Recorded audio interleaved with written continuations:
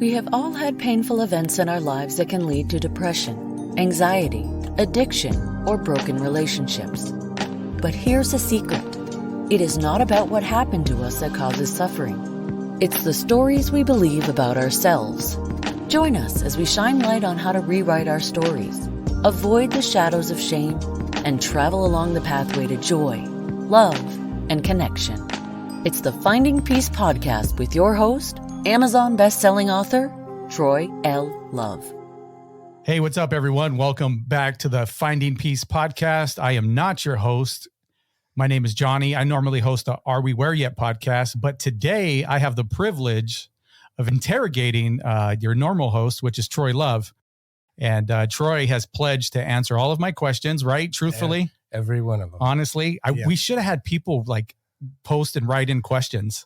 That we're going to have to do that later. All right. That's going to be a thing but people want to know. So we're going to find out what makes this man tick, and is his real last name Love, or did he give himself that name? That's one of my first questions, right? That's remember? Right. Yes, yeah, that was one of my first questions. So let's start off with that. Love, where did that come from? So the root of that is a Scottish name. There's a Scottish background. I was adopted at birth. Okay. And I was born on Valentine's Day, for real. For reals? For real. Okay. And the family that adopted me was the last name Love. So even though people always ask me, is that really your last name or did you change it? I really was born on Valentine's Day, and my last name really is Love. Those coincidences or fate, what is it? I think it was fate. Fate? I believe in a higher power, and I believe that my higher power had something to do with that. I was talking to a guy who is a neurophysicist, and he did his math homework, and statistically, the chances of that happening are like 1 in a trillion. 1 in a trillion? Mm-hmm. Well, you are 1 in a trillion, Troy. Look at that. There you go. That's cool. You even have math to back it up. Yes. Forget what you know about psychology and all this other stuff. You got math behind you, and math never changes. Nope. It's constant. It's consistent. Right. That's right. So let's go a little bit further. So Love, where did it come from, though? Really, it is a derivative of Scottish background. In Scotland, the last name was Luff, L-U-F-F. Uh-huh. And then as they evolved and moved to the United States, it somehow evolved and changed into Love. Okay. And then 1 in a trillion, Troy Love was born on Valentine's Day. That's right. All right, Troy. So how long have you been in this space, helping people on their journey to find peace? Officially, I've been in this journey for 10 years, like starting my practice and all those things. But even as a teenager, one of the things that I would do is listen to all of my friends tell me their problems. Mm-hmm. And they were always sharing what was going on with them in their lives. And I was always holding space for them and listening to what was going on. So I've been doing this for a really, really long time. So as a teenager, what like typical teenage problems, people would come to you and vent or try to find a solution? Mm-hmm. People would come talk to me about like what was going on in their families when their parents were breaking up, or conflicts with siblings, or being bullied, or other kind of things like that. And I'd listen to what was going on with them. Did you give good advice? Do you remember? Was there at any time like, oh, snap, I should not have said that? I'm pretty sure I gave really crappy advice as a teenager. But it's A for effort though, huh? That's right. That's what started you on this journey. You're just like, hey man, whatever, man, just do it, man. But it was interesting. A lot of friends would come tell me things that were going on in their lives. Mm-hmm. I didn't even know really about therapy or what therapists were at that time. Like, that sounds weird, but I didn't. I had no clue, but it was kind of the opening act of what led me to eventually become a social worker, become a therapist. So you mentioned social worker. So is that how you started as a social worker? Yes. So when I started to go to college, I had no idea what I wanted to do with my life. I had really no clue. I jumped around from general to general class, and really, like, I thought I wanted to be an English professor for a while. I took this 7 a.m. old English class. The book was like 3 inches thick, and the professor was from like old England for real. Like, I think he was 200 years old, and I was not going to make it. Like, it was so freaking boring in that class. I was like, no. So it didn't resonate with you. There's no way. I was like, I'm not going to pass this class. So I had to drop out and take something else. And thought I was going to be a doctor for a while. Like, I just was jumping around from class. Dr. Love does sound nice. It does, dude. Not the student loans to go with it, but Dr. Love sounds really nice. And I because of one of the requirements was to take a psychology, social work kind of class, I ended up in social work 101. And there was the professor who was teaching that. It was like magic.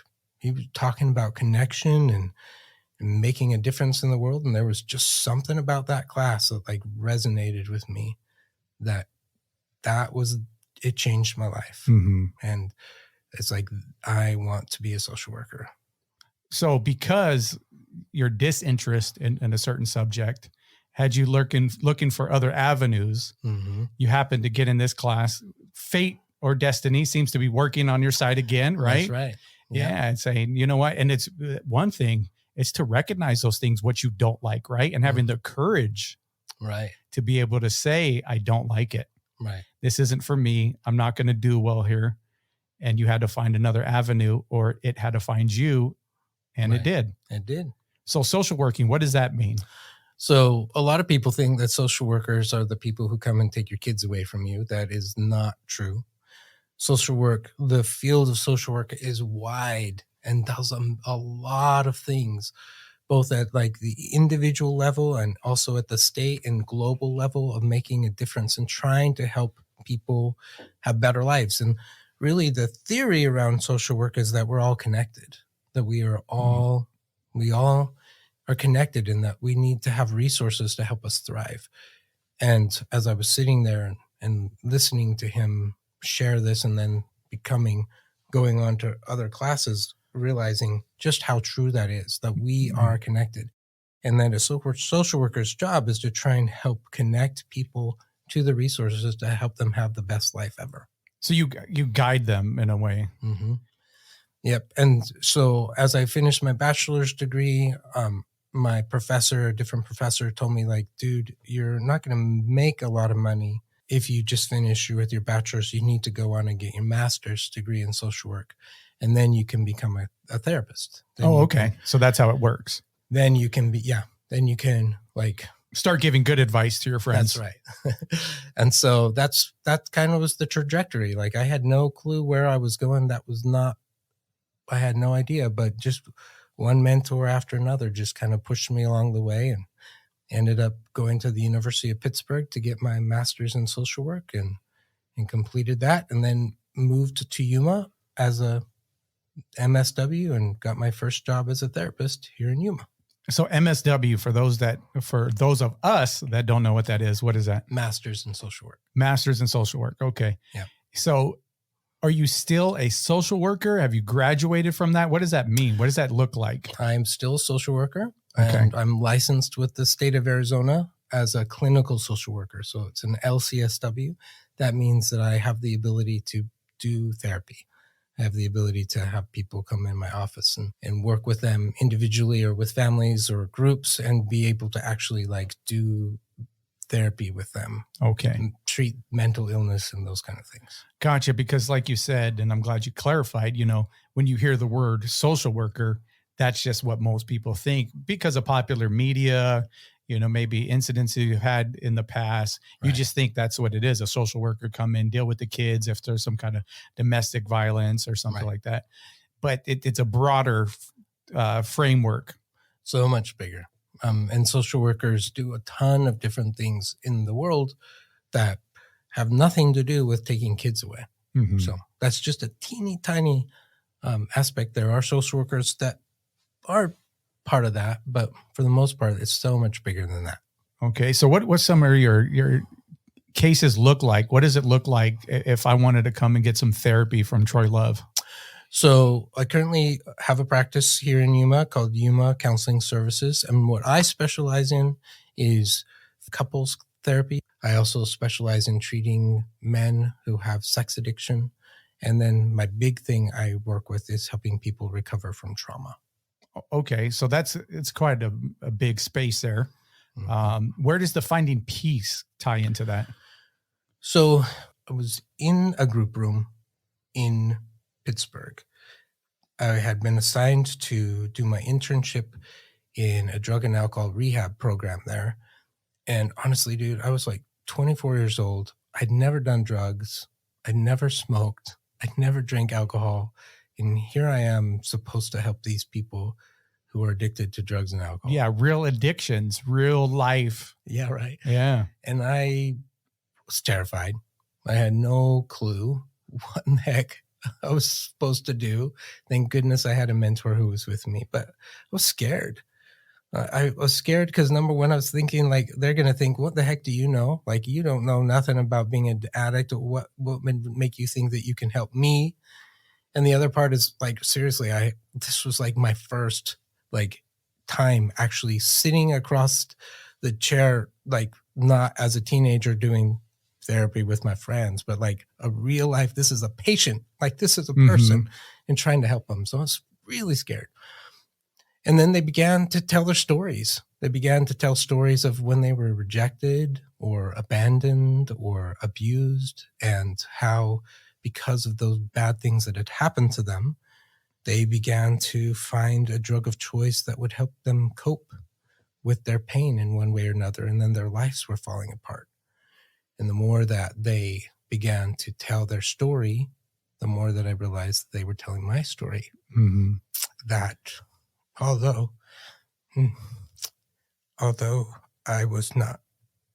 I'd never done drugs or never did alcohol, I was addicted to porn.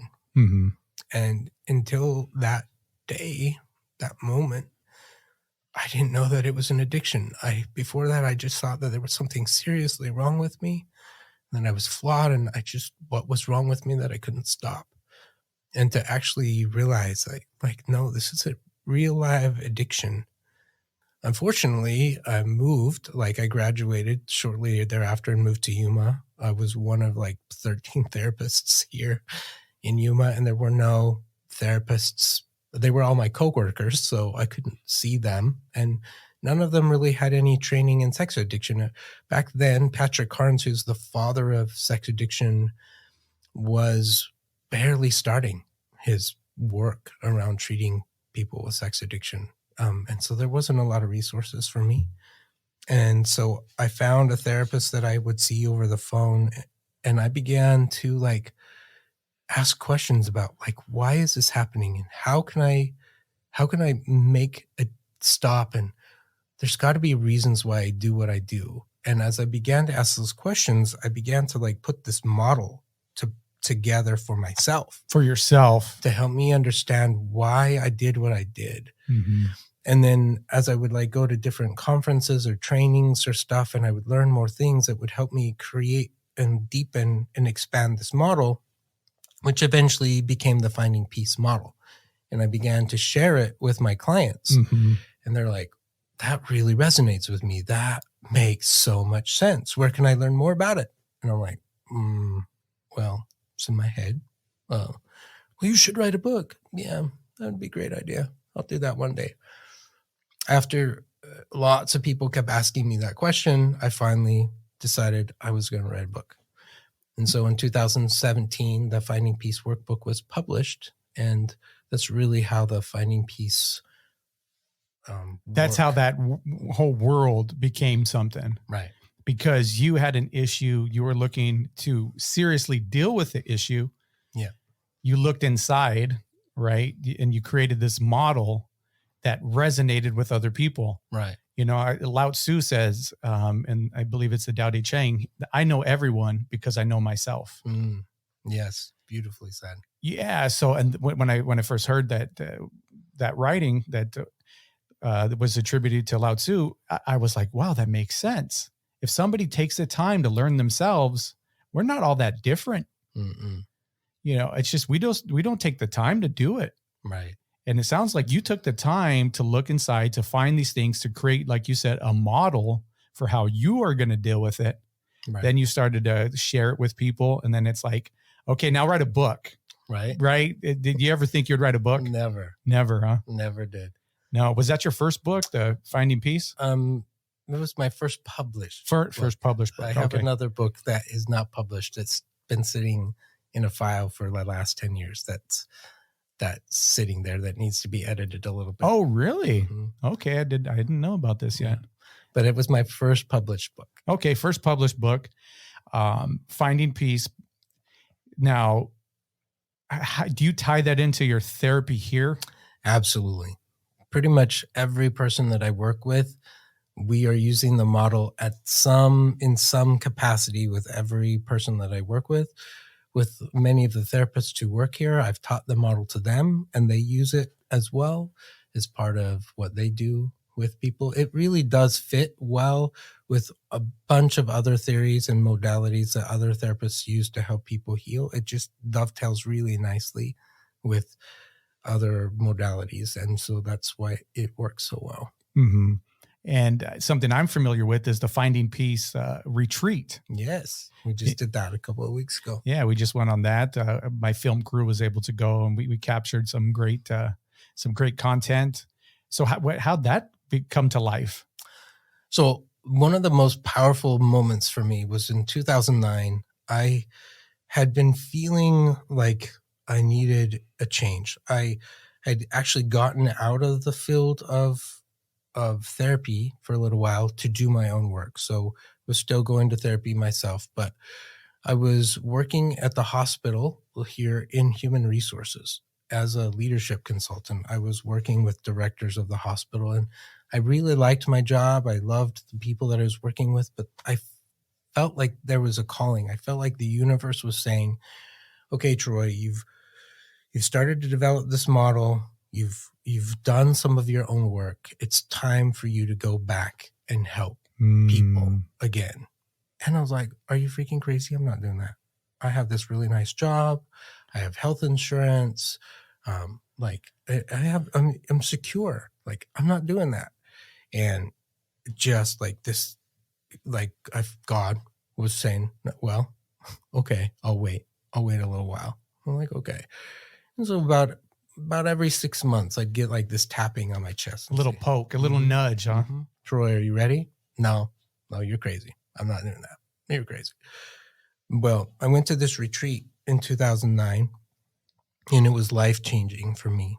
It helped me connect with some other guys who was struggling with some of the things that I was struggling with. And I had like this like beautiful, like life-changing experience. And after I got home, like there was the poke, except this time it wasn't a poke. It was like knocking on the door, like, Troy, it is time for you to do this. And I'm like, okay, fine. I'm like, so I walked into my boss's office and gave her 3 months notice. She about fell out of her chair. She's like, are you crazy? I'm like, yes. Yeah, well, yes, I'm crazy. At least you're honest. I don't know what the heck I'm doing.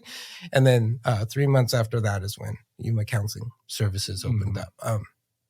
But because of the power of that retreat, it made me really want to do it again. So I did an early version of the Finding Peace retreat, probably a year after I opened, and then put that on pause for a little while. And until about 2019, right after, 2019 was the first time that we actually did the Finding Peace retreat the way that it is now. It's been tweaked a little bit, but because I knew the power that retreats can have, the intense ability to be away from the world for a little while and just focus on yourself and connect with other people and learn some things that will help you when you go back to the real world. I just wanted to do it. And so we did. Mm-hmm. So again, you kind of looked inside of yourself because it was something that resonated with you. You felt it, and it said, you know what, other people can benefit from this. That's right. And I was counting, we've had over 50 attendees over the last 4 years of doing the retreat. The feedback has always been positive. People have come back and told me how much it's changed their life, how much they still think about what they learned while they were at the retreat, even today. So we're going to be doing another one in October in Texas. And I'm really excited to just do it again. You know, one of the first things I had asked you about the retreat was the resources or the tools after the retreat, because I know a lot of people in my experience, and I've been in the healing space myself because I needed to be healed. I needed healing, but a lot of people would get a cathartic experience and then go home with nothing, right? That they felt like something, and they'd be even more discouraged because it's like, yeah, they were away, they were able to bond, but then now it's time to face the actual practicalities of life once they get back. So I asked you before I even agreed to film it, what, like, do you give practical advice and is there tools for people once they leave? And you said what? Absolutely. Because one of the things that I missed by when I went to those retreats and others like that is I would go and I would have this amazing experience and it was beautiful.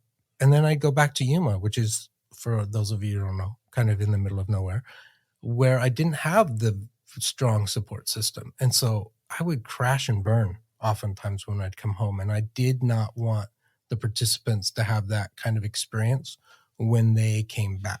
Mm-hmm. So I work really hard to build some tools and strategies and a support system for them so that when they go home, the recovery and the reentry phase does not blow up in their face, and they're actually able to continue on the journey after they come home and be successful.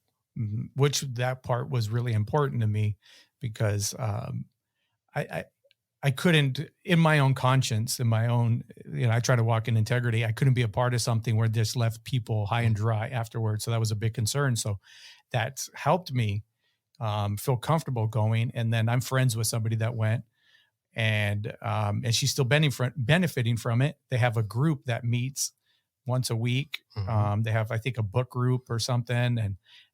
And I think one of the ladies from the retreat is coming down in 2 weeks. Oh, and they're going to really? get together. Yeah, they're going to get Nice. together. Yeah, so it's pretty cool. That's awesome. So yeah, you do a lot then, right? You're an author, you're a therapist, you have the Finding Peace retreat, which a retreat isn't something you just put together in a couple of days. No. How do you find time? I don't sleep. Oh, man. I try really hard to practice self-care. I have a really amazing assistant who helps manage my calendar. And if I have a client who doesn't show up for an appointment, I'm working on something. If I have an hour during lunch, I'm working on something. So, and then usually at night after like the kids are settled and I'm getting ready for bed, I'm usually working on something. So I'm usually working on something. Yeah. Oh, but you mentioned health, self-care. I did. Yeah. So that's a big part of it, right? Because you need to be healthy if these other people are going to come to you for health, right? That's right. Yeah. So do you try to squeeze that in? I do try to squeeze it in. I try to make it a habit. The last couple of months have not been that great for it, to be honest. But usually, like in the morning, I'm glad you're honest on this podcast because I was going to ask you the questions, man. Oh, dude, I have to be honest. Can't be fake. So, like usually, what I've tried to do is make a pattern. So usually in the morning, that's where the majority of my self-care happens. So I try to get up, go to the gym, and take care of my body and work out physically for my body, spend some time doing some spiritual grounding, meditation, reading uplifting literature, that kind of stuff as part of that. And then reaching out to people who are support for me and me for them during the morning time before, like super early before my kids even are up, and I'm getting them ready for school and all that stuff. And then I come to work, then I work during the day. And then after work, like I try really hard to just like not do a lot work-wise until later at night after I've spent time with my kids and stuff.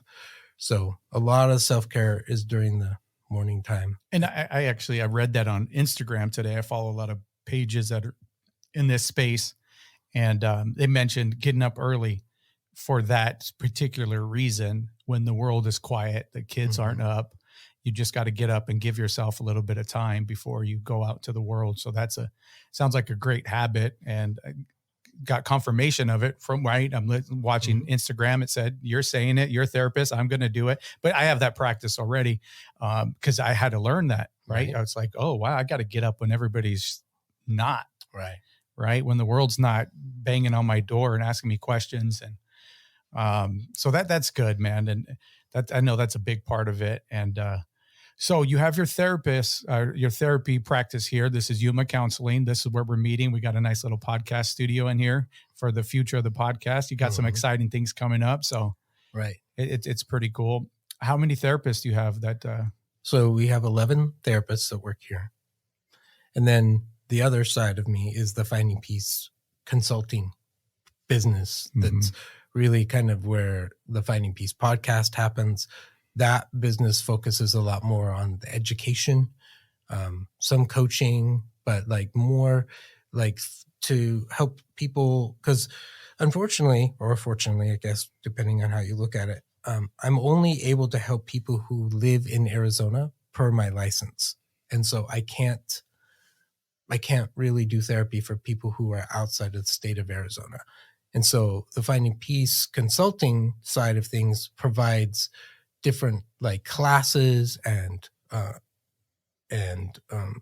online courses and different like coaching type of experiences for people who find this material to be really helpful, but unfortunately are not able to access it in a therapeutic setting. So we do it from an educational setting.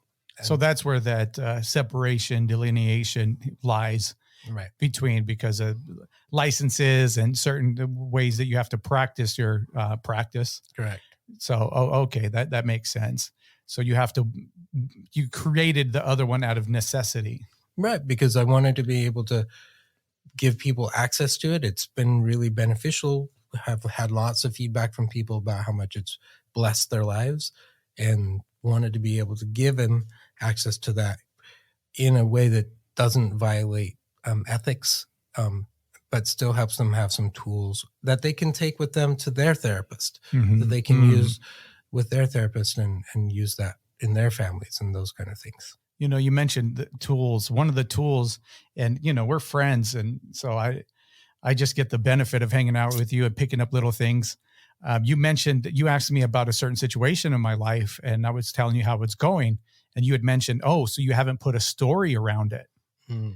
And I've heard about that before. I've been in this space for a while, and I'm like, you know, and I didn't. And I was like, whoa, I was kind of proud of myself. I did not put a story around it. And I think I'm going to let you explain a little bit about what that is after this. But I was thinking, you know what? I didn't make it into something that it's not, or, you know, into my mind and help it grow. And so on that topic, or in that last night, I was talking to an old friend, a mutual friend of ours. I ran into her while I was going for my walks. I go for a walk around my neighborhood, and she said, hey, you should reach out to this person and see how she's doing. She's not doing well. And if anybody can put a smile on her face, it's you. And I was like, whoa, that's nice. Like, you know what? I'm going to do it then.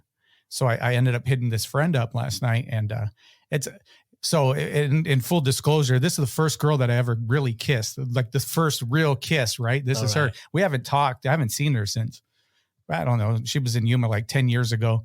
And then before that, it was like high school. Okay. So anyway, she's not doing good. Her husband left her. She's going through a divorce. She's in a city that she didn't want to be in. She moved over there.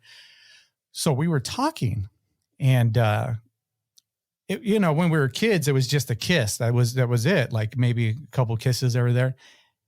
And then check this out. It blew my mind. And I thought, like, I'm not that good for this girl. Like I can never, she's beautiful. She's a beautiful girl. I could never be with her. This is the story I'm telling myself. There's no way. She's too pretty. I met this girl at church. We went to a church together, like a youth group. And this is like 7th grade or something, 8th grade, around there. And I'm like, there's no way. I'm not going to do it, blah, blah, blah. And so I kind of rejected myself. Mhm.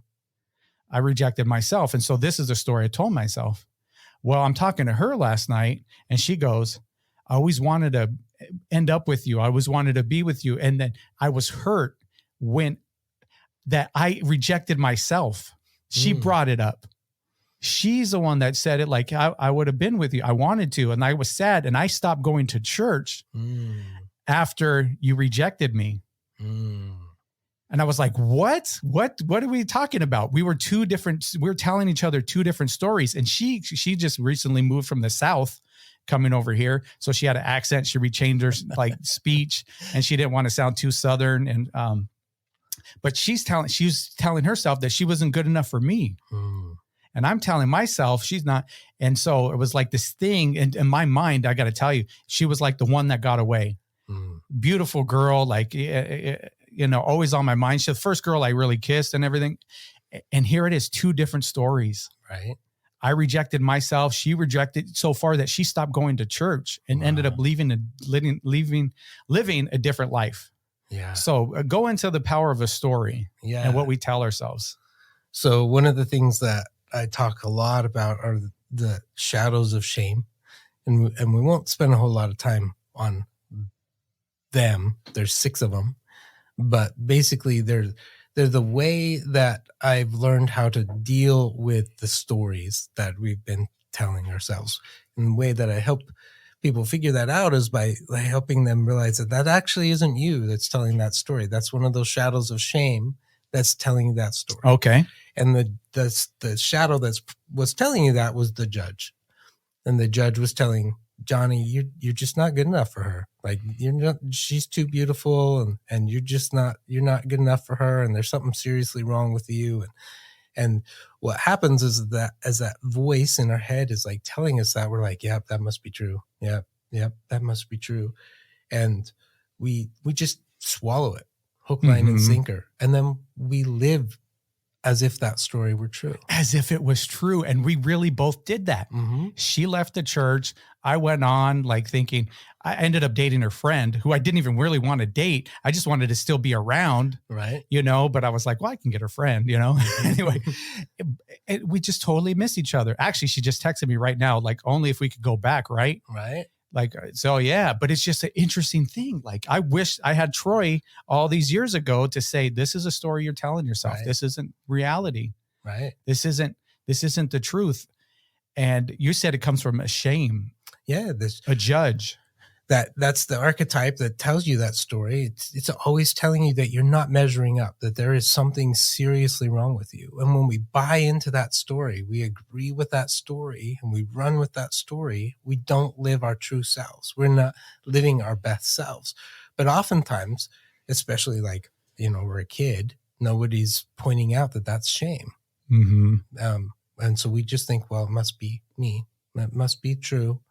And we run with that story, and then we make decisions based on that story that actually perpetuate further shame. Yes. Like it adds to, and it just builds on. And so when we learn how to be able to challenge that, and that's why I use it the way that I do. So I can like look at the judge and say, dude, stop telling me that. Like, I can hear that you're telling me that. And I think why you're telling me that is you're afraid that she's actually not going to want to be with me. And so you're trying to protect me from being vulnerable and reaching out and saying, hey, maybe we can make this work. And so you're cutting that off before she does. I get that.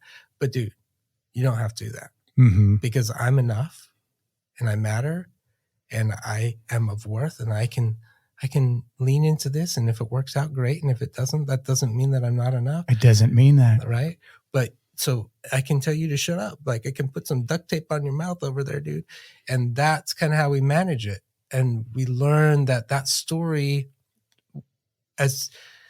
was originally told because it was trying to protect our heart. But what it does is it binds our heart and it binds us from being our true self. And so it doesn't actually have the effect that we needed it to have. I told her, like if I went back with all the confidence I have now, like it'd be a totally different story. Right. Like, I'm beaming with confidence. Right. So I'm like, geez, like, come on. But yeah, we don't have that. She ended up like tearfully telling me what's going on. And I told her, basically change your story. I told her last night on the phone, I'd say, I'm okay. And she would over and over, I'm not okay. I'm not. No, just say it with me. I'm okay. Yeah. Everything is okay. And she wouldn't do it. And she ended up bawling on the phone last night, just crying. Just, I hear these tears and my heart's breaking because she's alone in an apartment with just a bed and a couch. And I said, no, come on, let's go. And finally she started saying, I'm okay. Everything's okay. I'm okay. And the tears were just flowing. And, and I just hope she continues on that path, because I know I had to rewrite my story. Right. And I know that my words are powerful, and what I tell myself about situations is powerful before I even get to the situation. Exactly. And so I wanted just to give a little taste as we wrap up of what we can expect from Troy. And you could listen to this podcast, get more about the story and the other shame shadows. Is that what you called them? That's right. Shame shadows. But we got to wrap it up. So, and you gave me a list of questions you wanted me to ask, because these are questions, not because you wanted me to ask them. These are questions you ask everybody. This is the speed round, right? That's right. Speed round. So do I have to say it fast? No. Oh, okay, cool. Because I'm going to read and I can't read fast. No. But anyway, you just got to answer fast, right? I just have to answer without thinking about it. Okay, cool. Right. All right. What's one thing about you that surprises people? I think when they really find out that I was adopted and that I was really born on Valentine's Day, that really does surprise people. It surprised me. So that's a right answer. Do we have something for a right answer here? Hold on. Oh, my buttons aren't working. Oh, dang. Oh, man. Oh, well, hold on. Here we go. I'm going to find it real quick. Okay. No. Anyway, we'll get to it later. We'll get the buttons working. So yeah, that's a great answer. Thank you. Okay. We've all faced a major decision in our lives that have resulted in us choosing to take a left turn instead of going a right turn. When you are faced with such a dilemma, or when were you faced with such a dilemma, and how did it work out? Because I know the questions. So I had time to think about this. Okay. I was really thinking about, like, when I was a teenager, one of the things I really loved was the theater. And I really wanted to go to New York and try out for Broadway, and probably wouldn't have made it, but that was a dream of mine. And so and I didn't. I went to school and I ended up in a social work 101 class instead.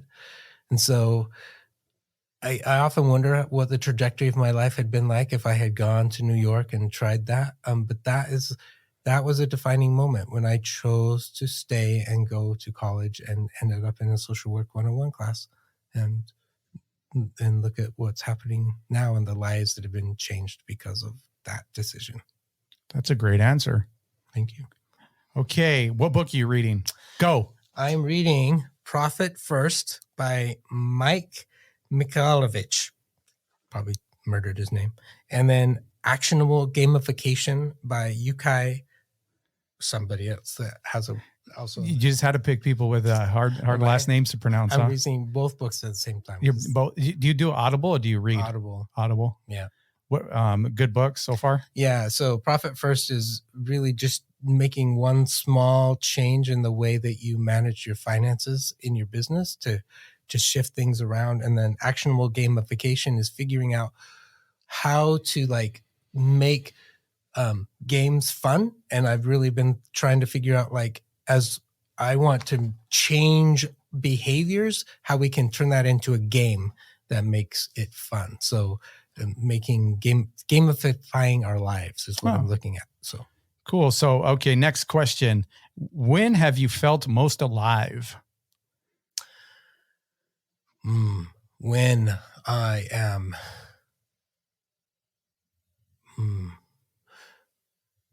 when I'm looking at a beautiful sunset, or when I am screaming on a roller coaster, or when I am holding hands with someone that I care about. In those moments, I feel the most alive. Can I suggest one? Sure. Maybe when you're on stage. Yeah. I do feel that. Right? Because you're about a Broadway earlier. So I was thinking like, hey, maybe when you're on stage, think about that next time. I don't know. Feel it when you're in it. I feel that way. I do. That's true. Because it's never too late, man. We're going to figure something out. Okay. So if you're going to spend the rest of your life on an island and can only bring one item of personal meaning, what would it be? So a personal meaning item. I forgot about this question.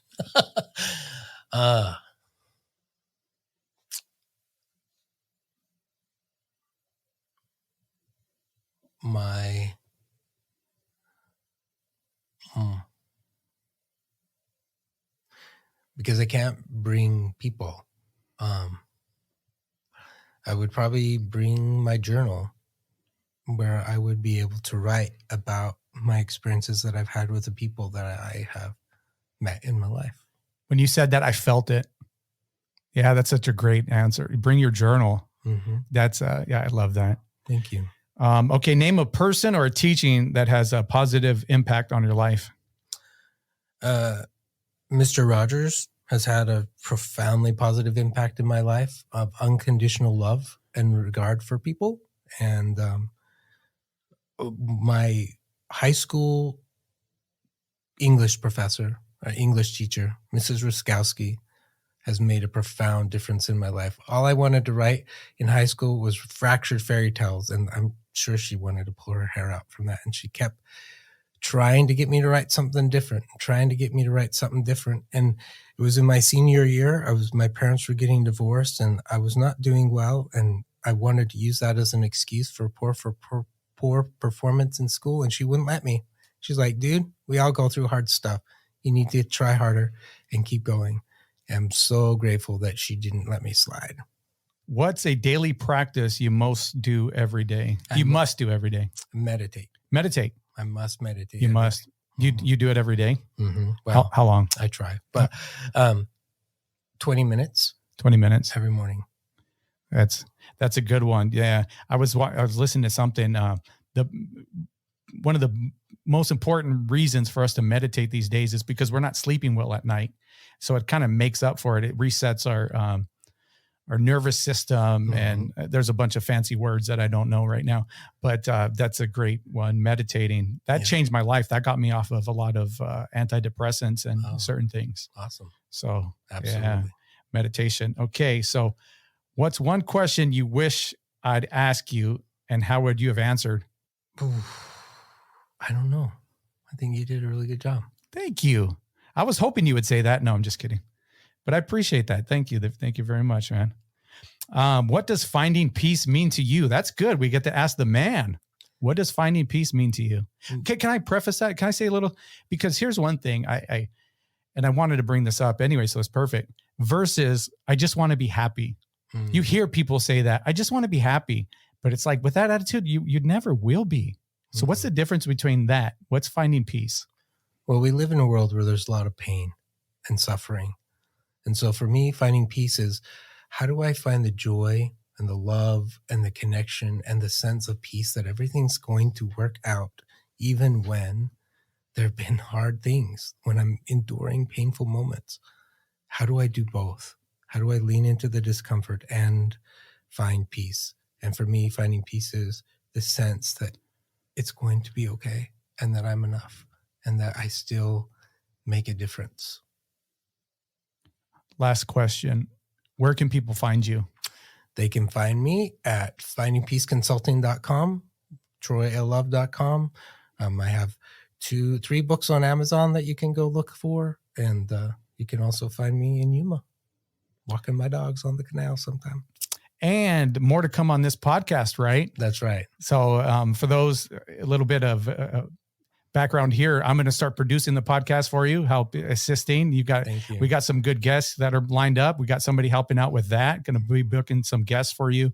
And I'm pretty excited about this partnership and what we're going to do. And it's an honor for me to be in this space with you. I'm really grateful, Johnny. I'm grateful too. And this is exciting for me. And I just like I had that phone call last night with my friend, and I want to see her healed genuinely. I get excited doing these things because I want people to be healed by what we're going to produce and what we're going to do together. Me too, man. So thank you for letting me interview you, man, and let it be on the other side. And good luck on your next interviews. And everybody continue to listen to this podcast, share it with your friends, and we're out. All right. Peace out. You've been listening to the Finding Peace podcast. If we added value to your life, let us know or give us a rating. Before you go, subscribe to the show and get new episodes as soon as they are published. Thank you for spending part of your journey with us. And don't forget to grab your free copy of the Amazon best-selling book, The Art of Peace, by going to www.troylove.com. Copyright Finding Peace Consulting.